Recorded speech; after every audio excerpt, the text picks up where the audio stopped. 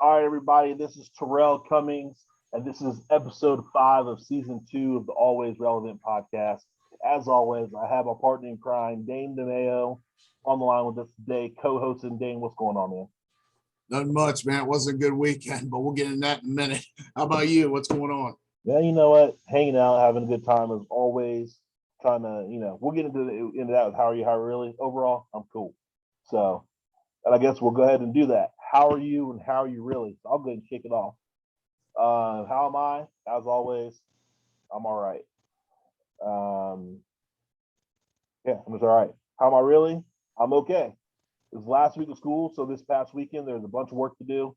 I still have a bunch of work to do. When I'm off of this podcast, I have to get ready and finish group paper and then write another paper for my last week of classes this week.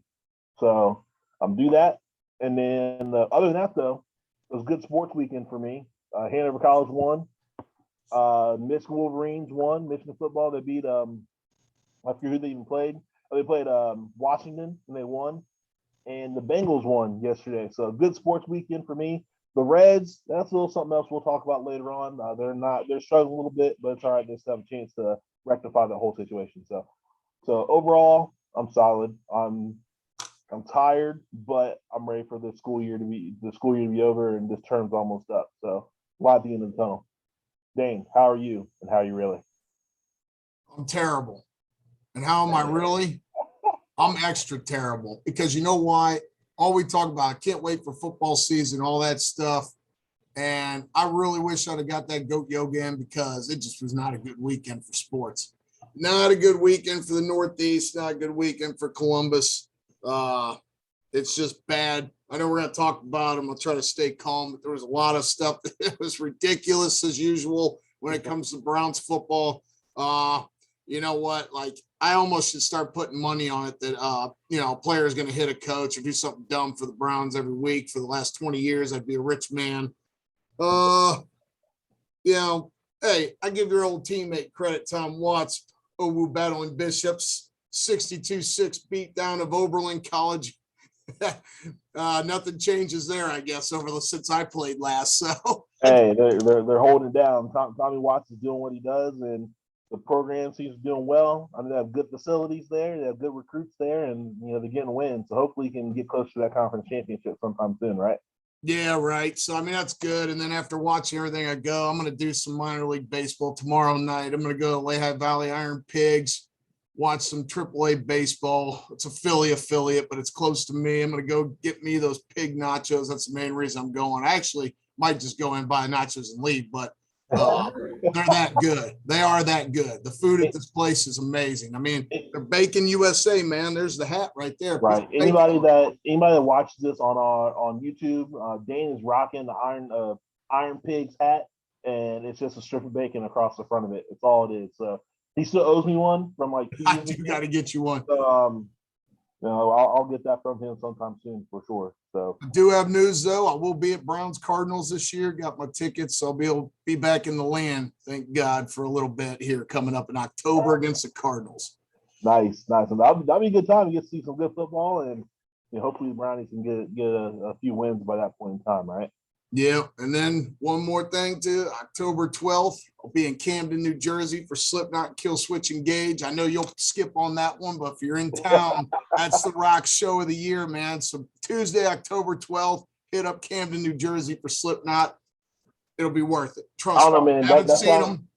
That sounds a little too serious for me, a little too aggressive. But Yeah. I'm sure it's a fun show. I'm sure it's a good time, man. So have fun with that for sure. So All right, you want me to get into the college football, or what we got to do here? not yet. We actually have Lee's drink of the week, or Lee's yes. drink recipe. So Lee, one of our best friends, resident mixologist, resident genius. He's out in Denver, Colorado. Usually he is our resident beer snob as well. But he went ahead and sent a good recipe for everybody that's out there who wants to have a nice little beverage every once in a while.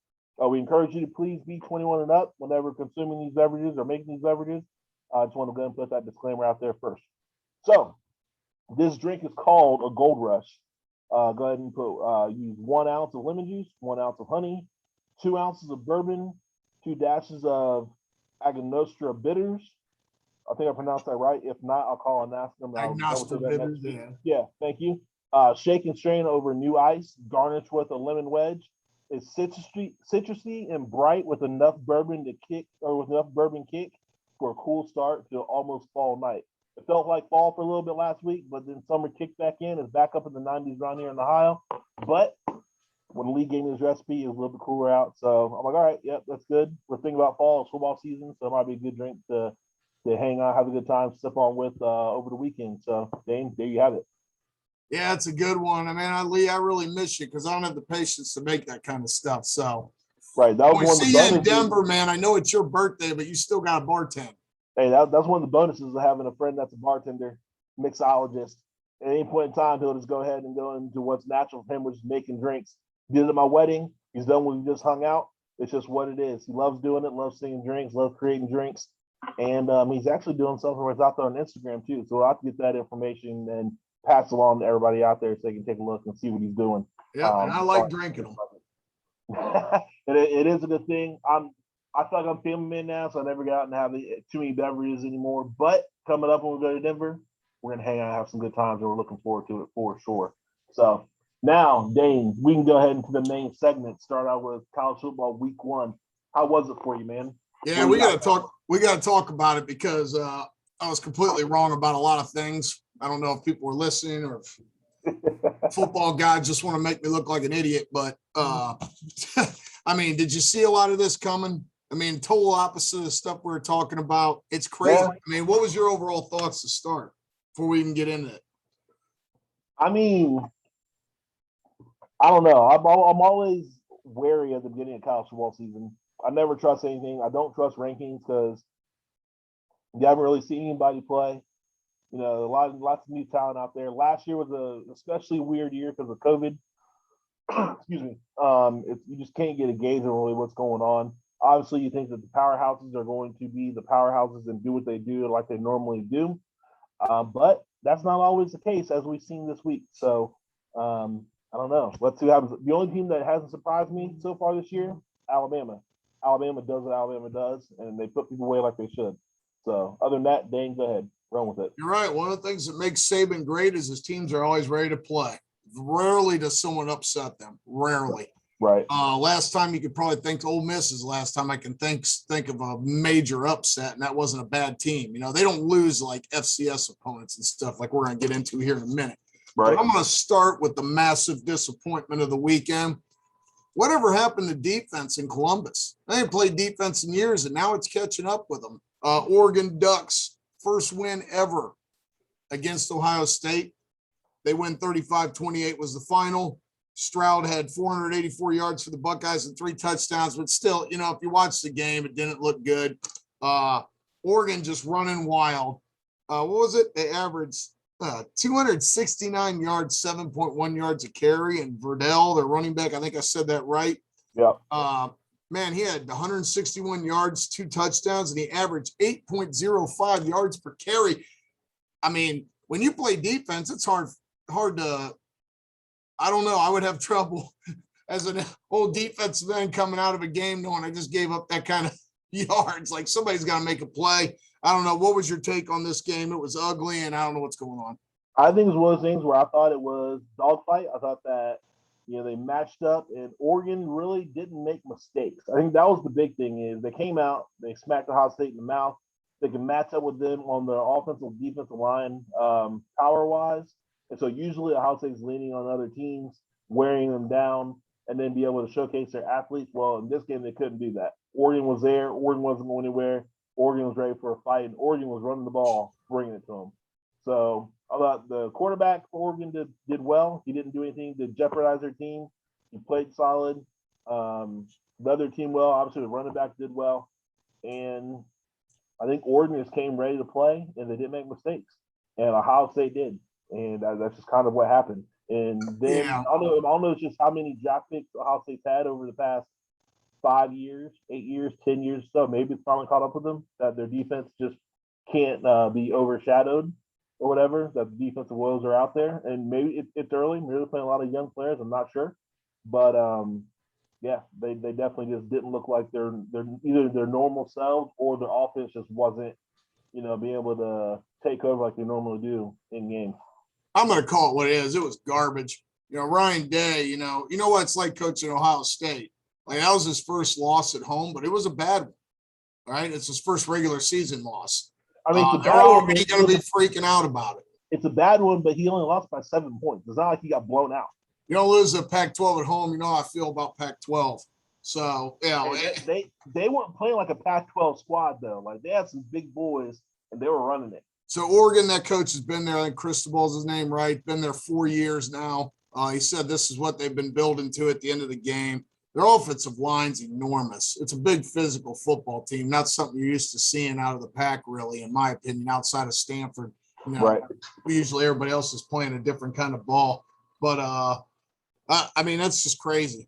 But we'll start going on. I want to touch on your boys, Michigan against Washington. Now, Washington lost to Montana last week, FCS. So I'm sitting here thinking, man, Harbaugh's probably thinking, I cannot believe that team just lost to Washington. If we don't come ready to play and lose this game to a Pac-12 team that just lost to Montana at home, they're going to run me out of the stadium. Like, I'm sure he was a little nervous once he saw that Montana beat Washington last week. Like, man, like, all right, we definitely cannot lose to this team this week. And they didn't. They came out, they ran the ball, they dominated the line of scrimmage pretty much all game.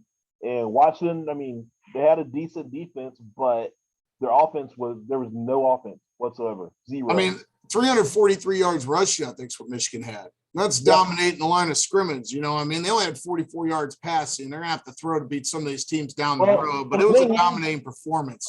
I've seen their quarterback throw, and the quarterback can throw. I mean, he was 2-time Nevada Player of the Year in football. I mean, and Washington. I think Harbaugh told his offense coordinator after last year with the whole Joe Milton experience or whatever. He's like, hey, I want to get back to running the football like we did when I was at Stanford and go from there. We're running the ball, period. And I think that's what they're doing. And obviously, see what happened with Joe Milton in Tennessee. What happened in Michigan, same thing's happening in Tennessee.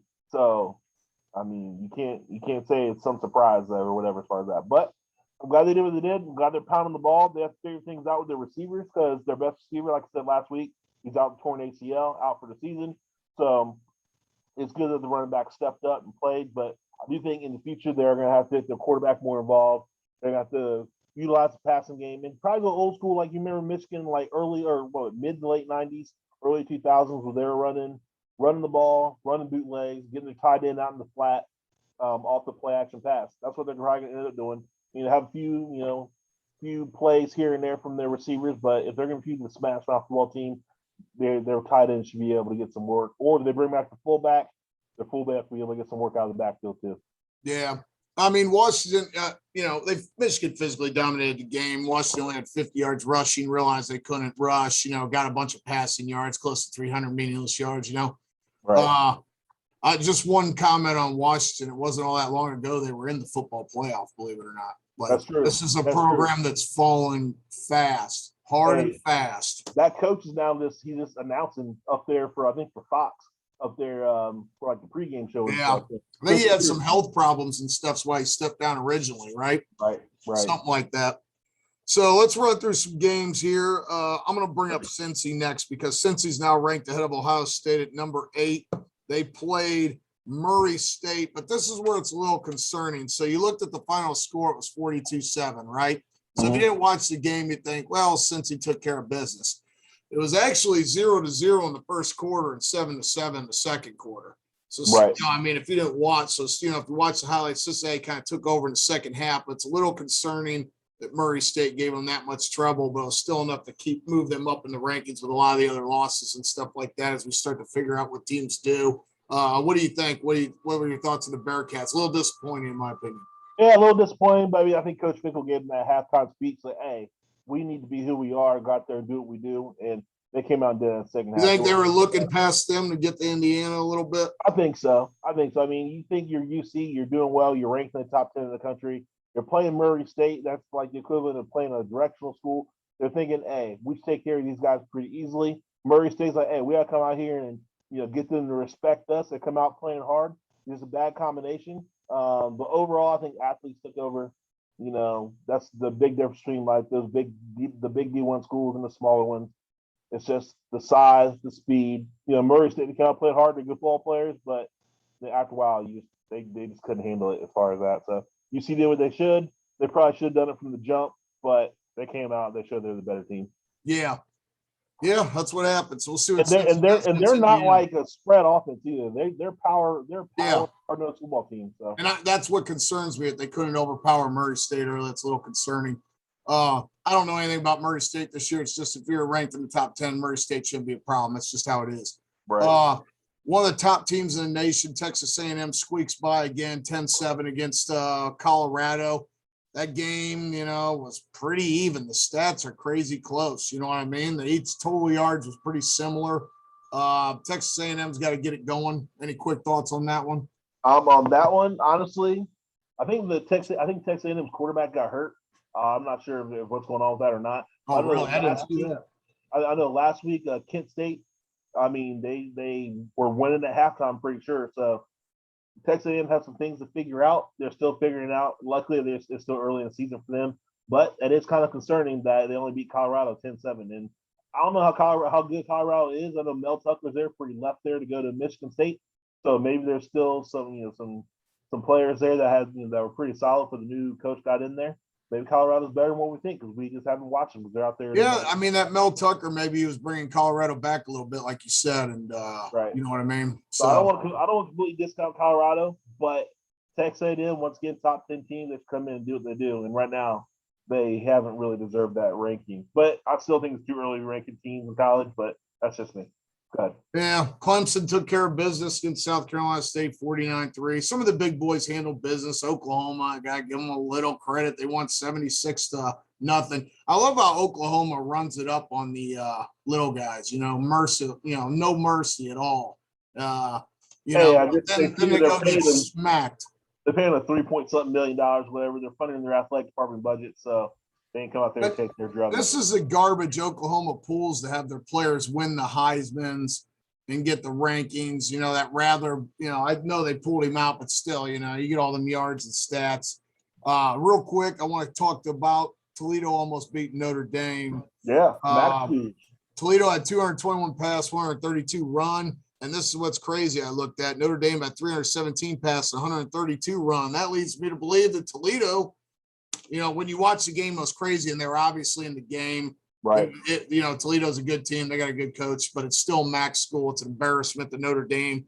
And one more thing on Notre Dame, and we'll just bring it up briefly because Florida State's so irrelevant anymore. They're not worth talking about, but they lost to Jacksonville State. So, how a game we thought last week, we talked about Florida State coming back and Notre Dame's getting there. It all just went out the window with these two games.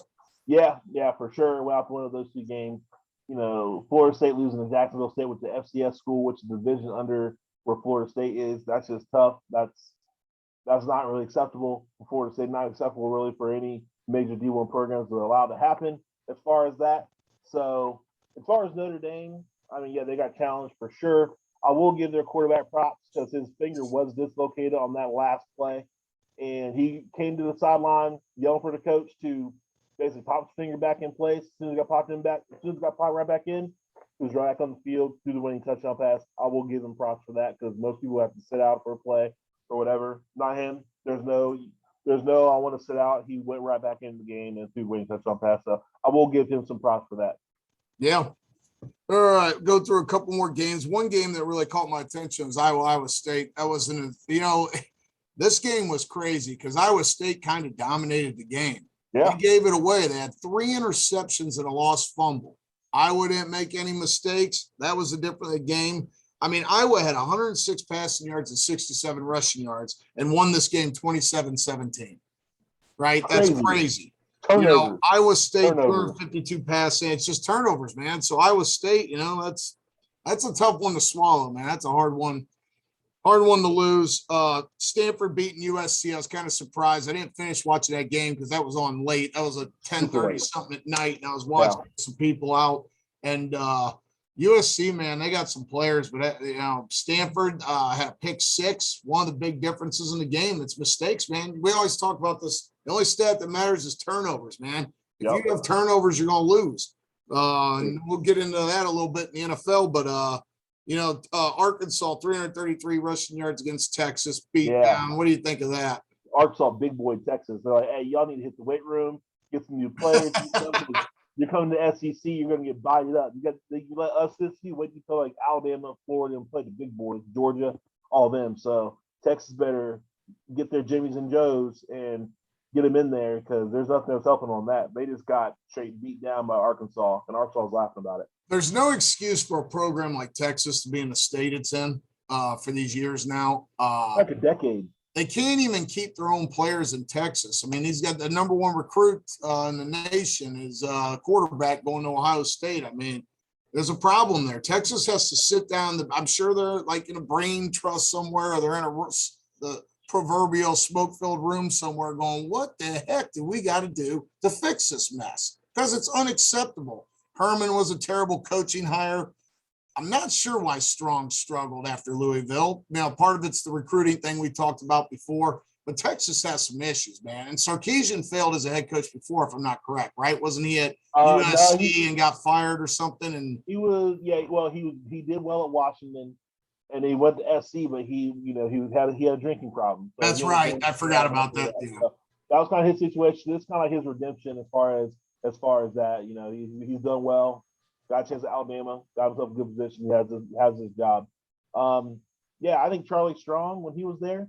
I mean, he had the program going in the right direction because their program was in shambles as far as before. They weren't even going to class. So he was into where everybody's going to class, everybody is passing their classes, and he was getting them on the right track. They just weren't going to the playoff yet as far as doing that. They were getting wins. They're doing better.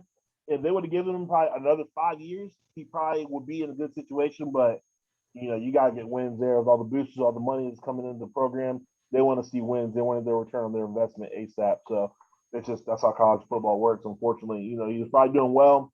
He wasn't doing well fast enough for the people that are giving the money to the program. Yeah. Yeah. And then one more game that makes the Ohio State look even worse, makes me totally wrong about Minnesota.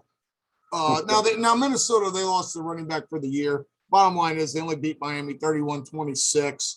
Miami just got smoked by Cincinnati last week. The game was over in the first quarter, so that's a little concerning to me about Ohio State. Ohio State has cupcake next week, should be. Then they got my hometown Zips, which probably the worst program in all of Division I. I don't know. Hey, fear the Roo. Fear the Roo. Ain't nobody fearing the Roo on the gridiron, man. Maybe the basketball court, but not the gridiron. Ain't nobody fearing the Roo. Right. No, I understand, man. I understand. Yeah. So that's pretty much the important stuff in college football. I thought we need to run through that, talk about some shocking stuff. I'm not going to make any crazy talk like last week because I don't know what the heck's going to happen. I'm going to have to see another week or two. Other than Ohio State's extremely disappointing, extremely. But good for Cincinnati. I like to see them doing well. Yeah, good for Cincinnati. I'm waiting to see what happens with Michigan when they start playing after competition. This coming week they're playing Northern Illinois. They should roll on that. We'll see starting the next week when they play Wisconsin and when they get into the Big Ten schedule. So I'm still waiting and seeing what happens with them. But I feel better about them this year than I did last year. So yeah, they're moving in the right direction at least. Yep. All right, what we got next? NFL week 1. This week 1, yes, week 1 officially. Dane, what's going on, man? Tell me what's good. Oh man, there isn't nothing good. That's for sure. You know what? Because you guys won, I'm going to let us talk about some Cincinnati Bengals. That's right. Today. Jamar Chase catching the football, kickers making field goals, OT win. Burrows made some good plays. You actually saw some defense. I thought they beat a pretty good Vikings team. Agreed. With Cook, who's one of the best backs in the league. I have a feeling still went off a little bit, but hey, overall, I'm not mad about the effort. I think their defense is way better than they were last year. And like I said, Chase caught the ball, didn't have stripes on it. So I'm happy about that. He has to get used to the NFL ball. It is different. It is, he just has to get used to it. So hopefully he gets some confidence, stop listening to all those social media trolls out there and do his thing. Hey, it's a good combination of things happen. I mean, Mixon, I'm always been high on Mixon when he's healthy. Yeah. 127 yards. Jamar Chase has over 100 yards, like 101 his first game. Kirk Cousins threw for 1 million yards, but he always does, and they never win, so who cares? Another meaningless stat. He's one of them quarterbacks with meaningless stats all the time. The Vikings did make a comeback. That kicker making that field goal, man, that's clutch stuff. But I know you want to talk about Taylor a little bit in that fourth down going for it. Yeah, I mean the defense playing well. Bengals were up 21-7 in the first half. Or no, I'm sorry, it was the third quarter, and the Bengals were on their own 30. It was 4th and 1, and head coach Zach Taylor decided to go for it, which was completely stupid. I don't know what was going through his mind. It's not even going to put the dagger in him right there. His defense hasn't been playing well. He should have punted it, got good field position for his defense to play, get the ball back, and then go back down the field. That's all he had to do. But he went for it. They didn't get it.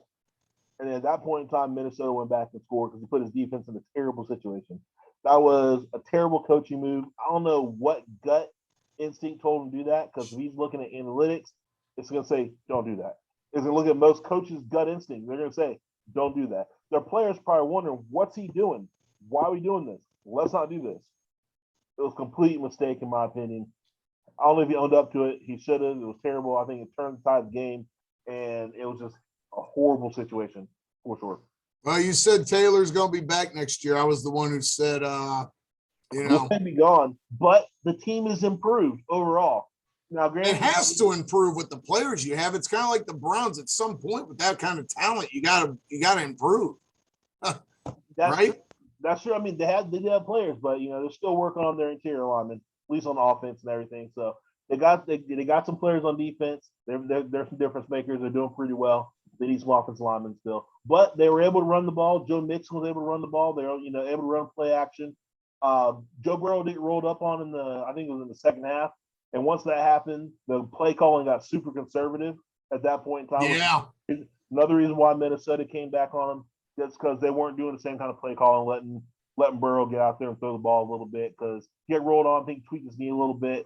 I thought personally when he was starting to get tackled, I think that he flinched a little bit and kind of fell funny before he got tackled. I think he was still, getting over that mental block of having a knee injury still. So I think he kind of brought that on himself a little bit if you watch the replay on it.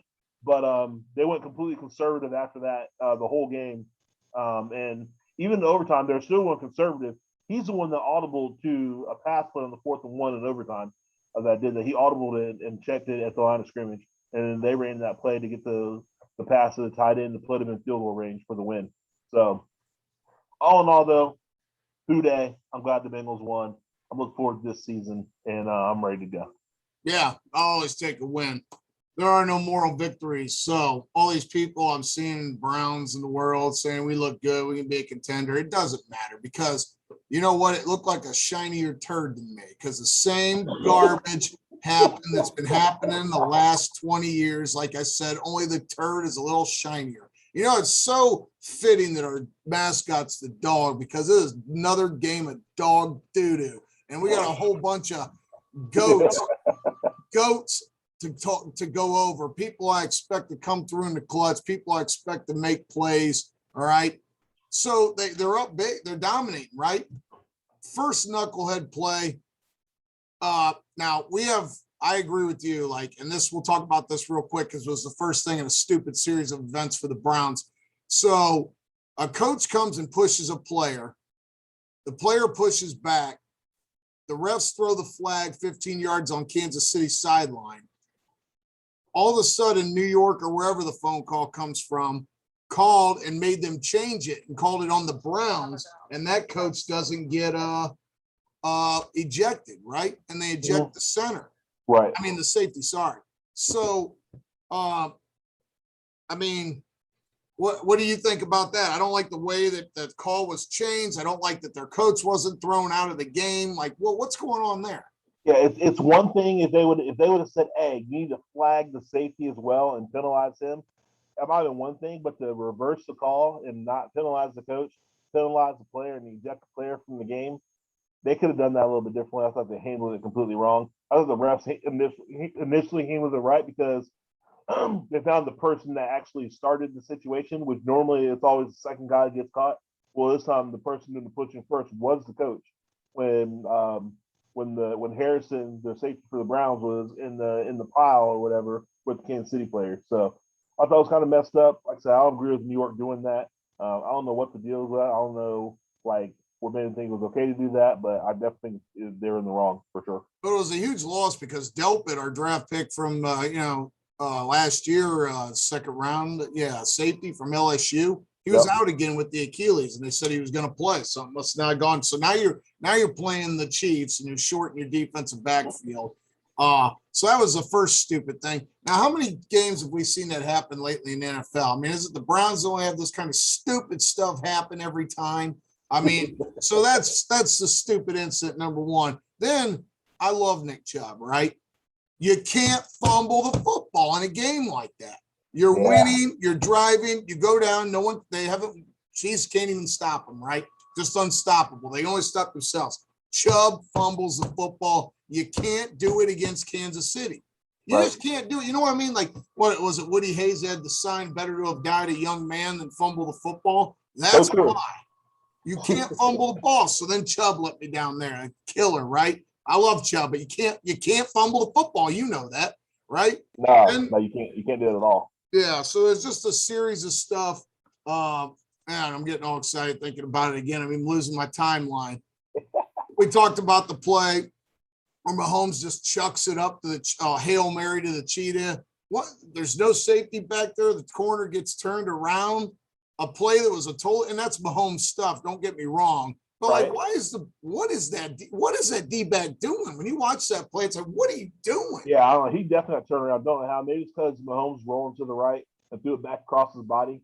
Because most quarterbacks can't make that throw. He's one of the few that can and throw it like 50 yards down the field like that. So maybe he was thinking he's not going to be able to throw that. That's the only thing I can think of as far as that. But yeah. Then we had that drop on third down. Got to make that play. I think it was Brian, or I forget who it was, dropped that ball. I have to look. The punter. First punt of the game. First punt of the game. You dropped the punt. The Scottish Hammer, Jamie Gillian, drops the punt. First punt for either team in the fourth quarter. And he drops it. It's so unacceptable. This stuff to me is the type of stuff that's unacceptable. These are controllable mistakes. Hitting a coach, fumbling the football, and dropping balls. Chiefs didn't do that stuff. And that's why they won the game. What do we say all the time? Turnovers and dumb stuff. You're not going to win games, right? And then despite all the dumb stuff that we just talked about, they still had a chance at the end of the game. Myles Garrett gets a stack on Mahomes. We get the ball back. There's 3 minutes left, right? I'm all fired. I'm sitting here thinking, like, Baker could get a whole lot of people off his back in bad pub. All he got to go is do what he's been doing all game, take it down the field and put it in the end zone. He threw a pick. Was playing a good game but you know what? That's the stuff that makes you legends. Quarterbacks are paid big money not to throw 400 yards all game, because that's what we talked about with Kirk Cousins, right? Right. Just another guy if you can't get it done in the fourth quarter and the final drives and stuff. You're just another guy. And I don't think Baker is. I think Baker's the answer. I'm not saying that, but he's going to have to start getting it done like he did against Cincinnati last year when he hit Peoples-Jones in the fourth quarter on that last pass, remember? Yep. But it's the Chiefs, and to me, it was just the same old dumb Brown stuff. Now they're going to be good. They're going to win. I'm not worried about it. They cleaned some of that stuff up. They're fine. But the fact that it keeps happening again and again is a problem. Yep. So, Mahomes had 337 yards. Oh, my TV's going on. So, Mahomes was at 324 yards passing. Baker had 304. What was it? Browns 153 rushing yards. Chiefs 73 at Arrowhead. And it's just the dumb stuff was the difference in the game. And Mahomes is getting credit rightfully because he was pressured. I think 55% of his dropbacks, fifth highest pressured quarterback. There was a lot of times where he backed up and had to go forward right away because Clowney and Garrett were coming for him, right? But it's Mahomes, right? He's as good as Bill, right? It's just, but to me, the Browns are a better overall team. But there was some coaching stuff too, real quick. Kelsey kept running the same pattern. He's open every play. Why is someone not jamming Kelsey at the line of scrimmage, a linebacker, and staying all over him? Where was the Notre Dame guy that was looking forward to the matchup against Kelsey? Said this week wasn't even playing. So it's like there was just a lot of stuff. I don't know. And we'll see. I don't think the Browns are done. They got Texans next week, who surprisingly look pretty good against Jacksonville. Tyrod Taylor's a reliable veteran, but we'll see what happens. But right. I'm not panicking yet, but to me, it's just a shinier turd, same dumb stuff. Just can't get over it. You know, I thought that stuff was behind us, and it's not. I think they can figure it out. They can turn around. I mean, they have some mistakes they made in this game. I don't think they'll make it in the future. I think they are a solid team. They have a lot of talent. I think Mayfield can figure it out as far as that, because he's improved over his career like a ton, immensely. So there's no reason why he can't figure this out too. But you know, you're right. Browns just can't make the same kind of mistakes. They just can't do it. This was definitely the same old Browns type game. Yeah, same old stuff, right? Same old stuff, and it's extremely disappointing. Extremely. I mean, I'm upset. The punter thing, we'll get back to him here before this little talk's over. But we got let's talk about some of the important games. Steelers, Bills. Allen missed guys wide open. I was watching that game. Yeah, I'm in fantasy football. He needs to do better. The accuracy thing it's reared its ugly head again. What was the knock on Allen? Accuracy. I'm going to chalk it up to the win. I mean, the weather was bad in Buffalo. They weren't running the ball that great.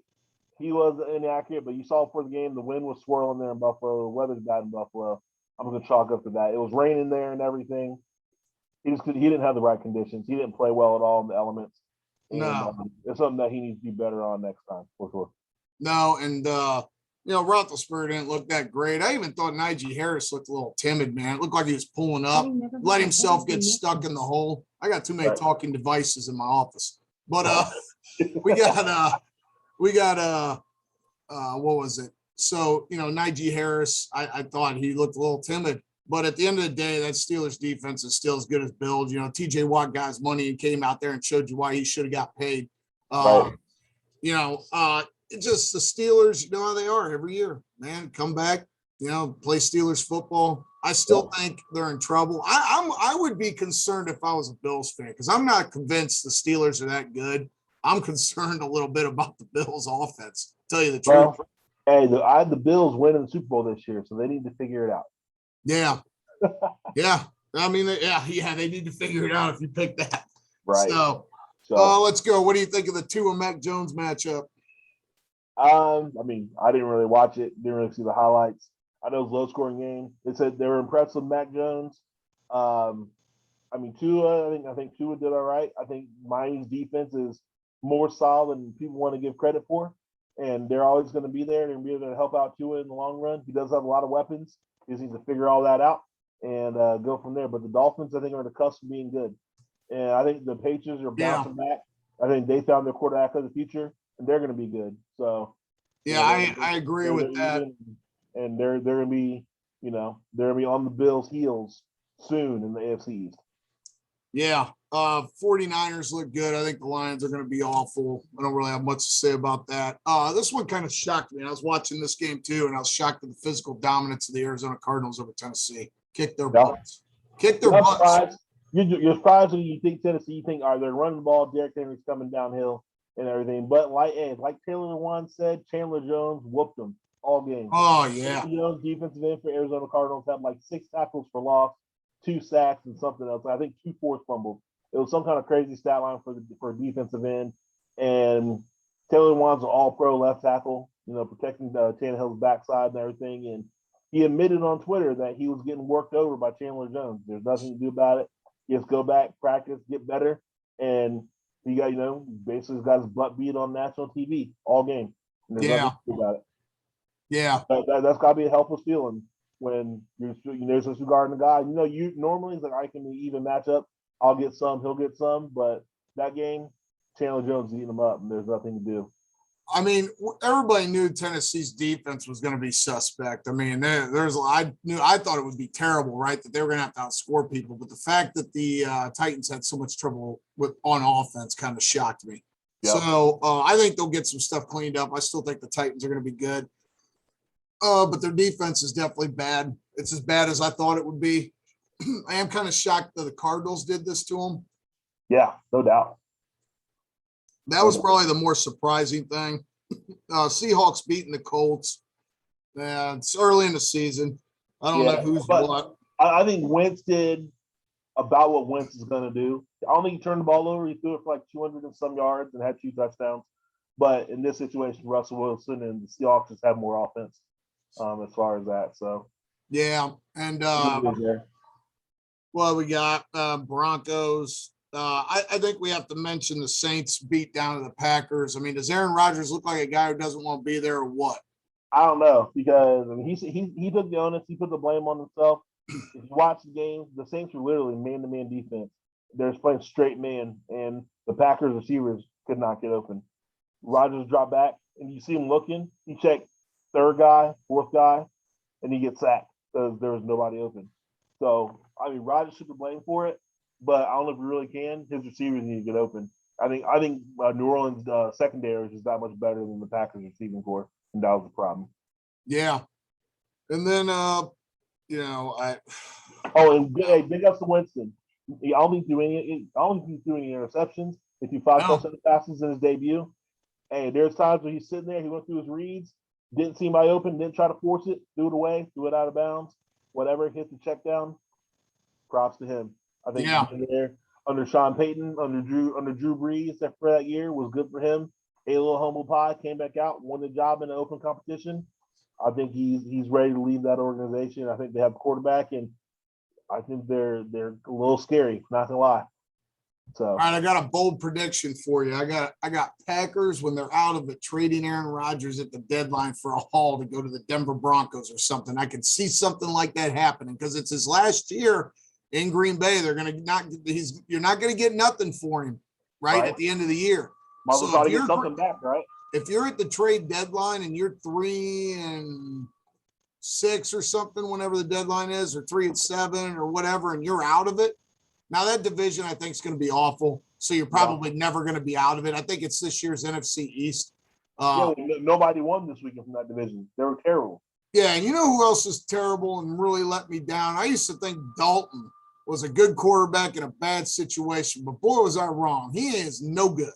Garbage. I'm finally on board with Lee. He's garbage. He was embarrassing for the Cowboys last year when Dak Prescott was putting up all the numbers. You know, I mean, we didn't talk about the Thursday game because it was Thursday, but, Brady looked good. Dak looked good. Great game. Great way to start the season, and I'm happy for both of them. You know, it's a good game. Jerry Jones probably a little happy after that one because Dak – I'm sorry. I didn't think Dak would come out that sharp, dude. I tried to tell you. You should listen to me. He's winning me over. Hey, he's out there doing the work. Where's Zeke? That's the question. Where's Zeke? Yeah, he's got to show up. I think they got some of that's the play calling, but we'll see what happens. Yeah. But great week. I'm glad football's back. As disappointing and disheartening as it was for me, I'm expecting better days ahead with the Texans coming up. And who do I say Ohio State plays? I forget. It's not Akron. Akron's 2 weeks away. It's somebody else, but they better take care of business.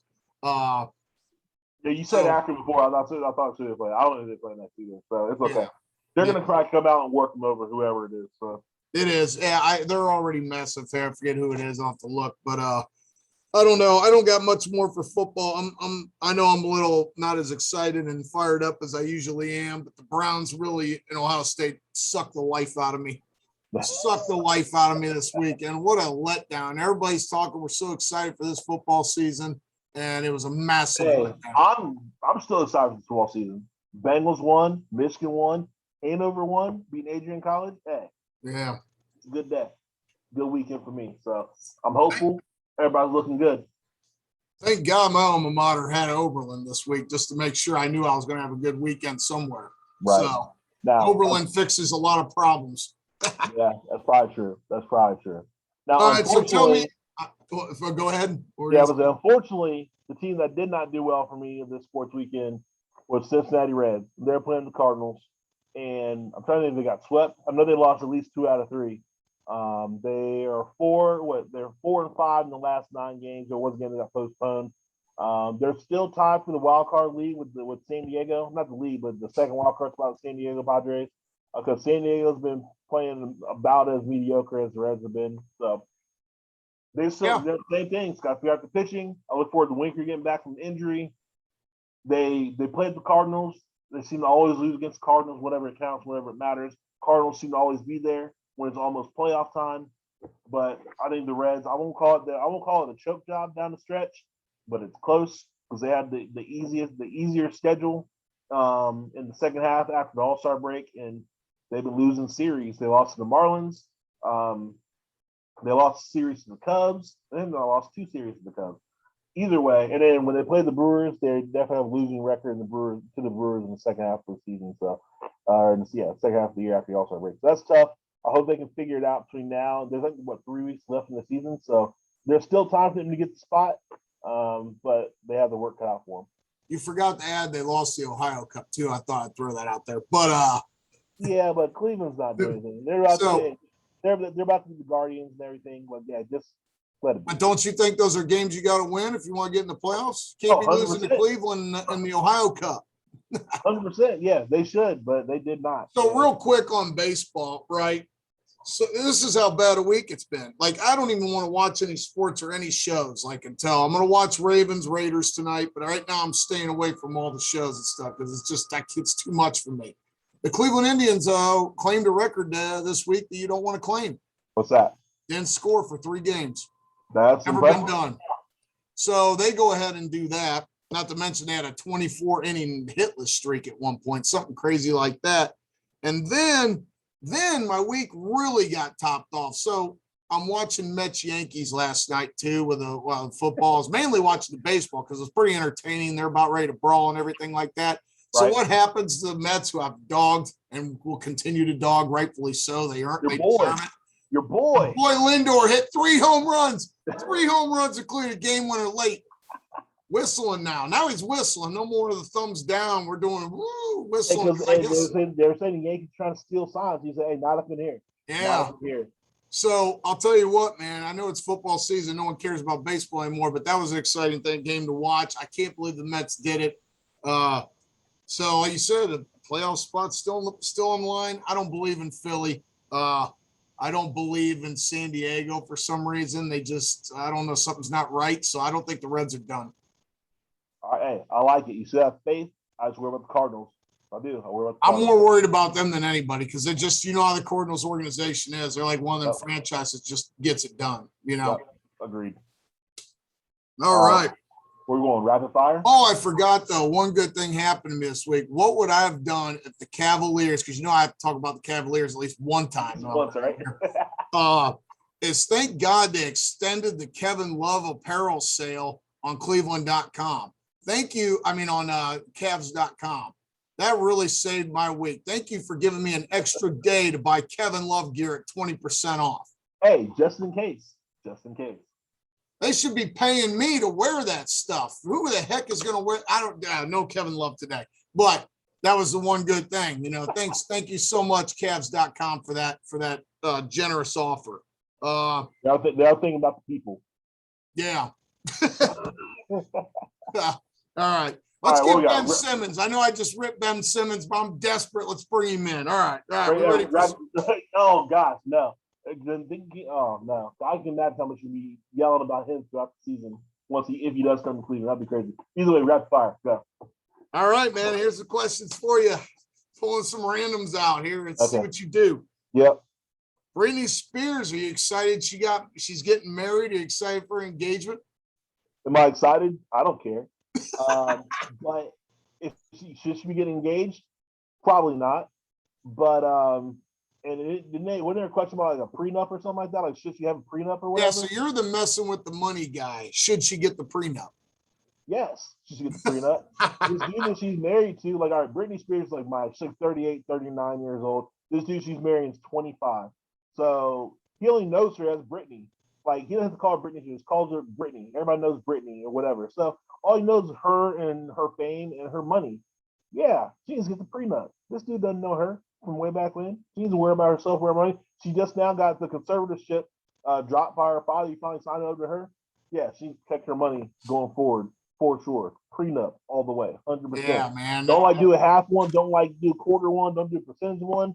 Full prenup. Protect your cash. It's crazy how this conservatorship's ending the same time she's getting married, man. This dude's getting in there, man. I'm sad though. Everybody in my generation now love Britney Spears. Sad to see her finally take it. Very sad. Are you shedding a tear a little bit because Britney? I am. I'm upset. She was married once before. I know, but when I thought she was smart enough not to do it again, but I was wrong. All right. So going to the next one, we got a couple of knuckleheads.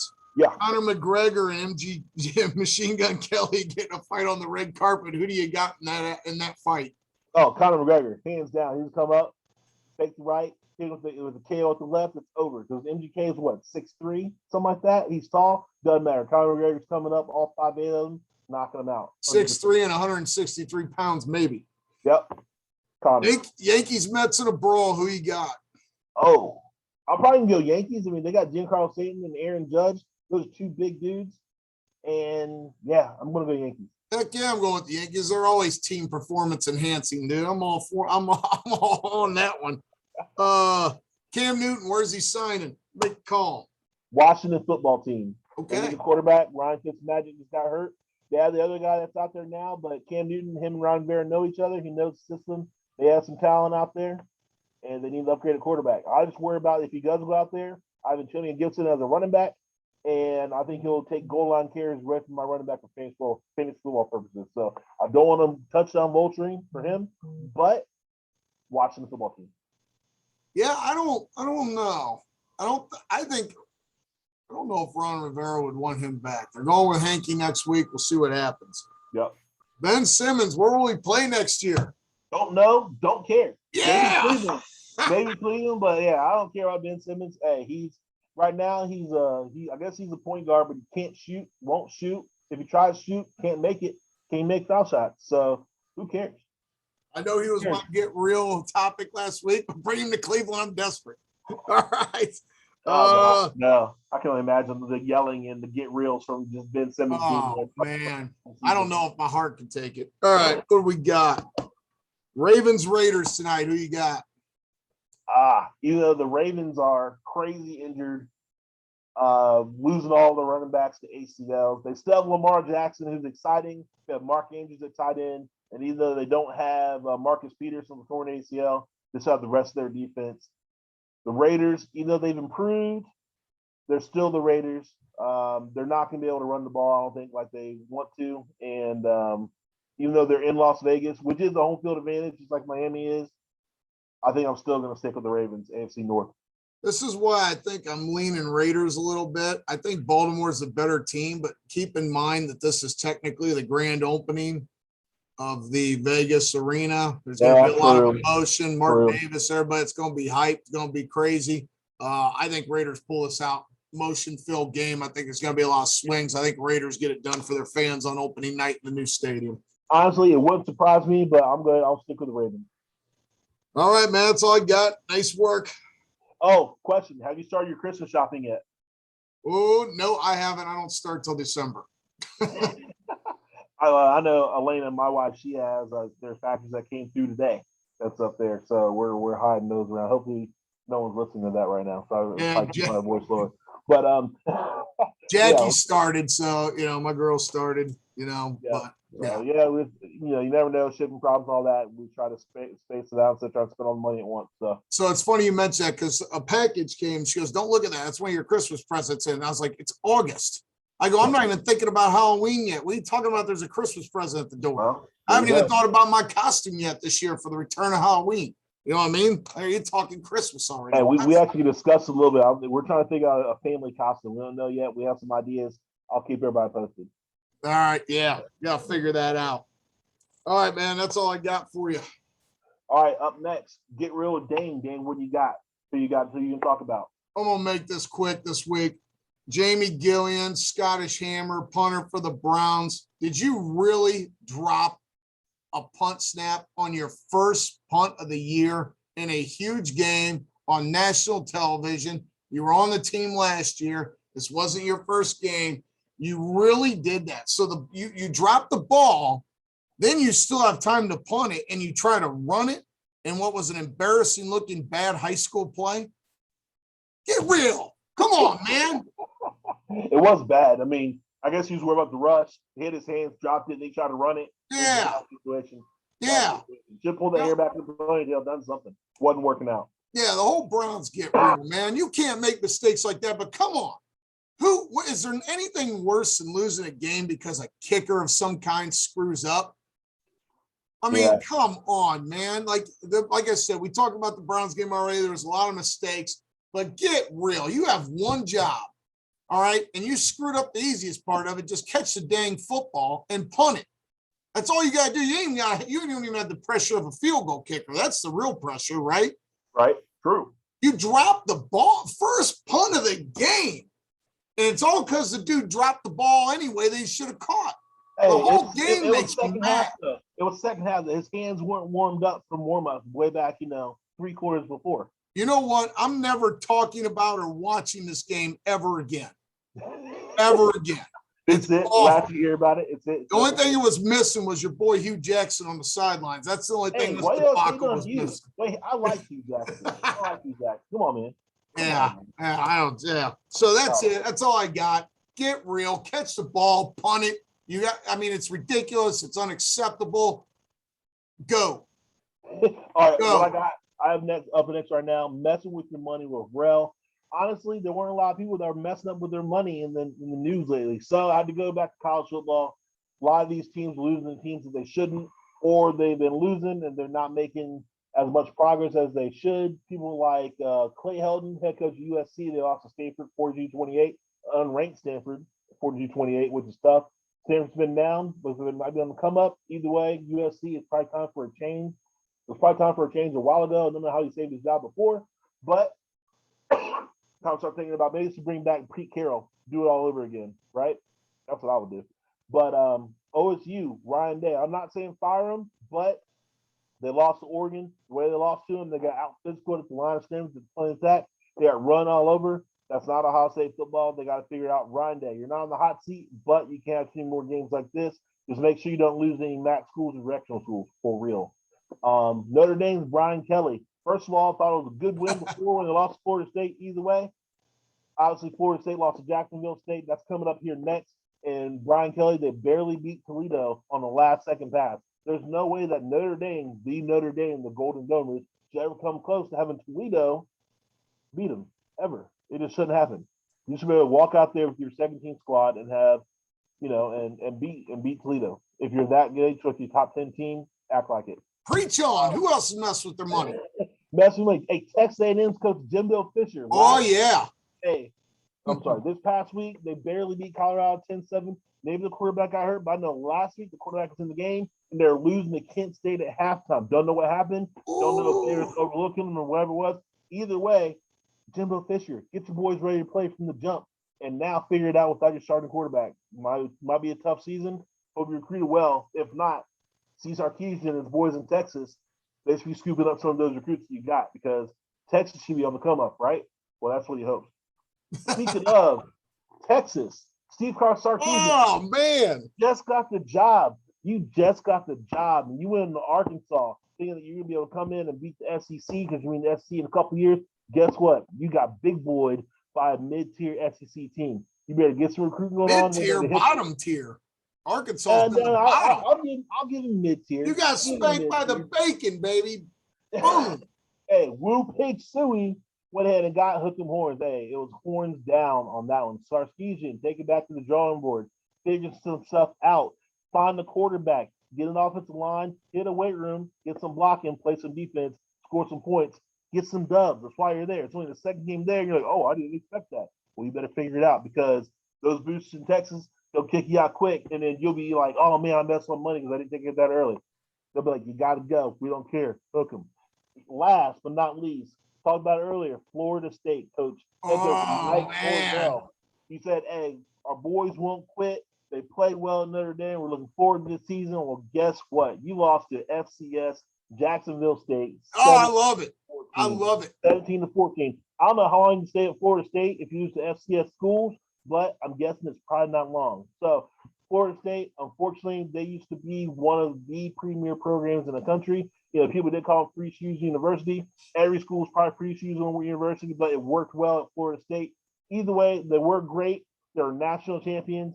They always had NFL talent walking around there the whole time. Bob Bowden had it where it needed to be, but they've fallen off hard. They've fallen on hard times, and I don't know if they can come back from it.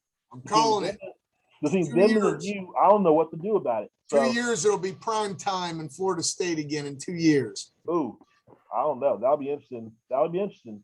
I'm not gonna say it's not gonna happen, but we'll see. That's what you have it. That's why I'm messing with my money, or don't mess with your money with Rell. These coaches, if they don't want to make their money mess with, they better figure out a way to get dubs in this team so let's get dubbed against. So that's what we got. That's the show today. Dane, appreciate you, man. You got anything else to add?